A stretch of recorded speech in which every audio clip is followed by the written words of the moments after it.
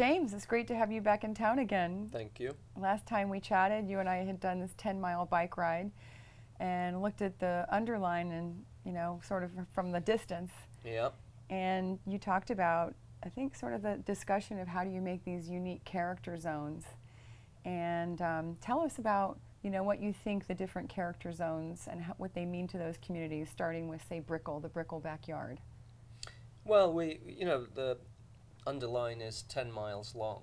So on a bicycle ride, how long would you say that is? 10 miles? No, in terms of duration. That's about, well, with these crazy intersections, Yeah. it's probably a good 45 minutes So if you're going a good speed. A 45 minutes to an hour bicycle ride, or if you did a 10-mile run, it might be what, an hour or so. Oh yeah, easily. And if you were to walk at a good clip, it could be probably a 2 to 3 hour walk at a good clip. So for us, it's quite important that that experience feels consistent and unified and wholesome, but at the same time, there are distinct character zones, distinct episodes along the way. And we've paid a lot of attention to the different neighborhoods and districts along the way, and we're looking to make the Underline resonant with the territories that it moves through. So for example, in the north at Brickell, it's a very urban neighborhood. There's been a lot of new development, and there's really a lot of demand there for nature.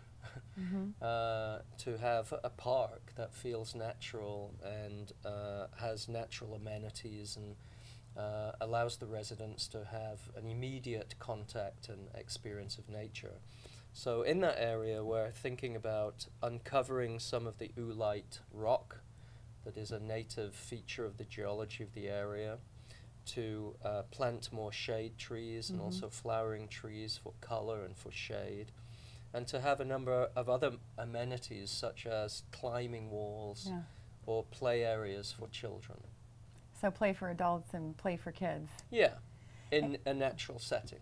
And it's interesting, on the southern end, which is Dadeland, which is 10 miles south of Brickell, there's a focus sort of on a recreational space to a lot of communities down there that don't, there's a lot of density also at Dadeland, but it's a good little bit set off, maybe a quarter of a mile from the corridor, but they don't really have any play spaces at all. Down in the south, the Underline gets a little wider, actually, so we have wider spaces to work with. And there are some underserved communities in that area that don't have access to parks or natural spaces. And one of your great partners has been the South Miami Hospital, and has a commitment to health and fitness. So we see that area as having the characteristics of a place for active recreation, for health and fitness. There's opportunities to create playing fields, to have exercise areas for outdoor fitness, playgrounds, and to again have a good sense of nature with lots of trees and plantings, but also real amenities for people to get out into the real world and exercise and get fit.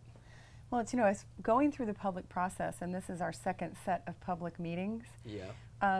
There's a conversation that seems to come up often of, you know, how do you really have a park in an urban space? This seems to sort of be a new concept in Miami, but it's done everywhere, isn't it? Well, I think most parks bring nature into the city. Think of Central Park in New York as a good case in point. So the Underline has all of the opportunities to be greener than it is today, to feel lusher, to have a really rich palette of plantings. Working with you, we envision a lot of native plantings that will not only grow in a very robust and healthy way, but actually bring other species with them, species of butterfly and birds that can really create a robust series of habitats. You know, it's really interesting because never been through a public process before. And I found that the way we've gone about this, we did surveys, we've done public meetings, we've had ways for people to contact us on, you know, social media. we're taking all of that information and pouring it into sort of a database and giving it back to the design team, and it's a great way to prove that we've listened to the people. Yeah.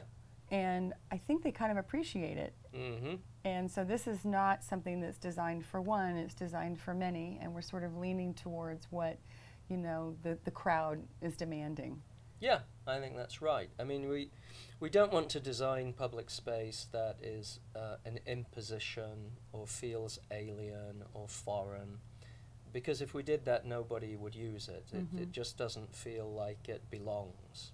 So working with your research and our outreach, we're trying to create places that really resonate with the people that live in that particular segment of the Underline, to hopefully then attract them onto the Underline, get on their bikes or go for a run or go for a walk and go and visit the other neighborhoods and the other interesting characteristics that accrue as you move north or south along this journey.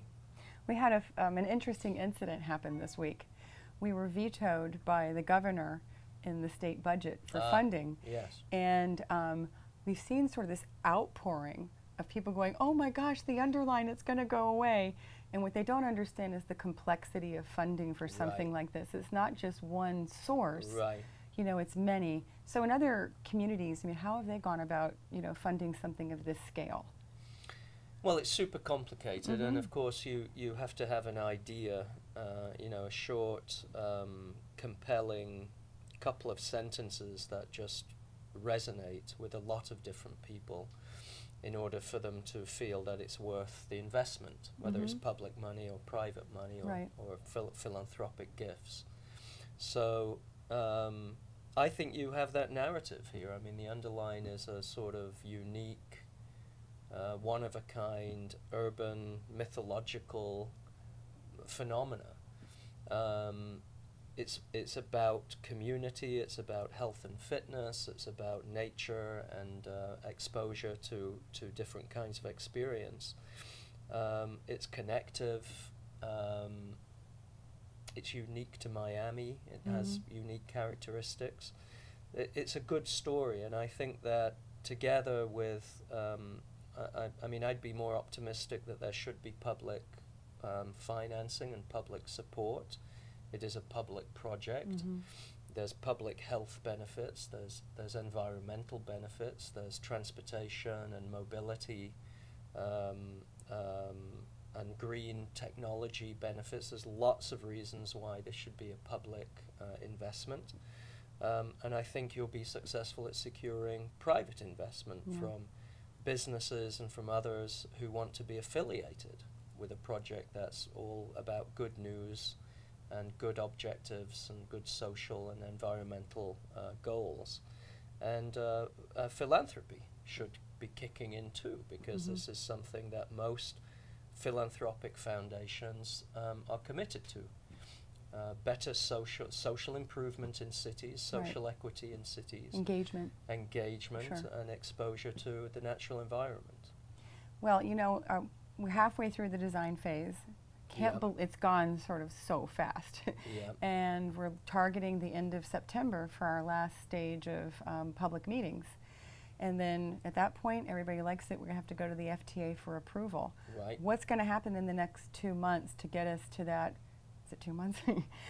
It's we have June, July, and August, and September, 2.5 months to get to that inline. Is the focus now at this point taking the feedback from the community and then going back to tweaking things, and now a strong focus on the demonstration projects at Brickell and UM? I think that's correct. I think we have to demonstrate that we've done a very broad and inclusive and comprehensive outreach, that a lot of people have spoken, to whether it's in a public meeting or online. There's been thousands of voices have participated in this. That needs to be registered. It needs to be known that this isn't a small group of people wanting to see the Underline realized, but it's actually tens of thousands of people who are impacted by this and who think it's a good idea and want to see it happen. I had this great quotation the other day. Someone said, you know, you're not building a trail or a park. This is an economic development package. Right. And one of the things we're going to be looking at is what this green space does to create green for the community. And so what are some of the give backs in terms of economic impact? Well, there's a number of small businesses already along the Underline. Some of them are directly adjacent to it, but their backs are turned to it because, of course, nobody's on the Underline to relate to that. I think once this becomes a public park with linear trails and pathways and plantings and other amenities, those businesses have the opportunity to turn around and to face the Underline and to open up their fronts, whether it's to sell a sandwich and an ice cream and a coffee, or to be a bicycle rental or bicycle sales facility, or a sports gym, or any number of arts and crafts sort of possibilities. So that's number one. Number two is there is this thing called transit-oriented development, which is being able to leverage the fact that you have major transit centers and being able to develop the lands around those centers. That's of serious economic value, both for the developer and for the community. And I think don't underestimate the power of tourism economically, that the Underline will be increasingly a destination, a sort of a must-see on one of the venues of one of the itineraries of people visiting Miami, and the sort of revenue that comes from tourism will be a boost as well. You know, I think that what we found is, going back to the not just building a trail or a park, I think we're transforming our city. Yeah. And that's one of the more exciting, aspirational statements, you know, the big idea, you know, the catalytic experience, and then I'm really looking forward to see what ignites, you know, once we get this thing done. I think things are just going to blow up. I agree. I think it's really transformational, and it's exciting because it's a project that I don't think has a lot of precedence. You know, people talk about the Atlanta Beltline or one or two other instances of linear systems being converted for bicycle trails and this sort of thing. But I think the story here is even more interesting. It's more comprehensive. It's more inclusive. And so I think because of its uniqueness, its compelling narrative, I think it's going to be transformative. Yeah. So we're going to do this again in September. Yeah. Thanks so much. Okay.